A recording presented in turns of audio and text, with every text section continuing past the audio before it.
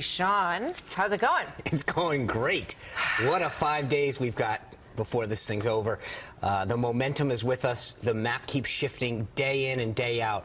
The polls, both nationally and in the key battleground states, show a continued growth for Donald Trump. But you have enough time. I mean, 5 days. I think we do. I mean, but if you look at that ABC News poll that came out the other day, a 12-point swing in 8 days. You saw the North Carolina poll yesterday. A Virginia poll came out yesterday showing an 8-point swing for Donald Trump. He's now up 1 in the Hampton University poll. It's the revelations that have happened in the last week, and it's not just the FBI scandals, which is now plural. It is the Obamacare double-digit hikes. It's the Clinton Inc., the pay-per-play, everything of this. It's a perfect storm coming against Hillary Clinton, and I think the momentum and the message of change that Donald Trump and Mike Pence are bringing is what is bringing people home, is what taking independence off the fence, and it's going to put him to victory on November 8th. We will see. Let's take a look at Wisconsin, which is one of those states that I know you folks are counting on and hoping is going to go Republican. Right now, it's about 5 points apart, according to the latest poll. That's a pretty decent spread in Wisconsin.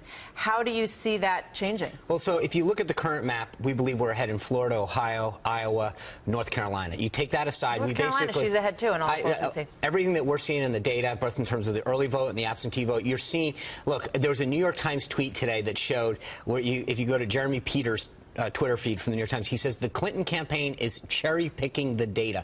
And it's true. If you look at it overall... And he, just for our viewers at home, he's the guy who's been really watching the early vote tallies, Jeremy Peters, and so you realize that what they're selling people, Democrats have to win the early vote. They've always done it. They run up the score. In North Carolina alone, Barack Obama led the early vote by 300,000 going into Election Day, and Mitt Romney carried it. They're not even close to that 300,000 right now. Our early vote returns are up. Theirs are down. And when we see that, that allows us to really look at North Carolina and think that we're going to carry that. And when then we go from there, you talk about Wisconsin. We've got Wisconsin, Michigan, Colorado, New Mexico, Virginia, Pennsylvania. Right, we just got to pick out one. You're talking about your numbers, right? And the numbers that everybody else is seeing on the screen, and let's put Michigan up, still show her ahead in all of them. Now, your numbers may be right, or their numbers may be right, but they're in contradiction. So, you know, does it make you nervous when you look up from your numbers and see those numbers? Well, there's no question that we've seen a tightening in those things. But again, in 6 states, Wisconsin, Michigan, Pennsylvania, Virginia, New Mexico, Colorado, we just have to get one, just one.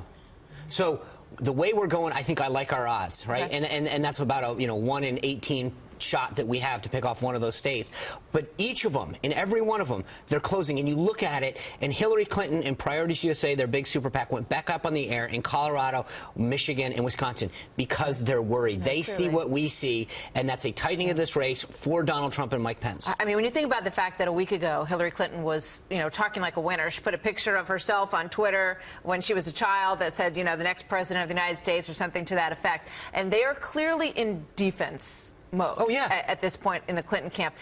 In terms of the stories and what you see, though, in different places, I was amazed this morning. I was listening to CNN very early, and they were talking about, Matt Schlapp was on, who, our viewers see here often as well, and he said, well, now that there are 2 FBI investigations going on, and I believe it was Chris Cuomo said, 2?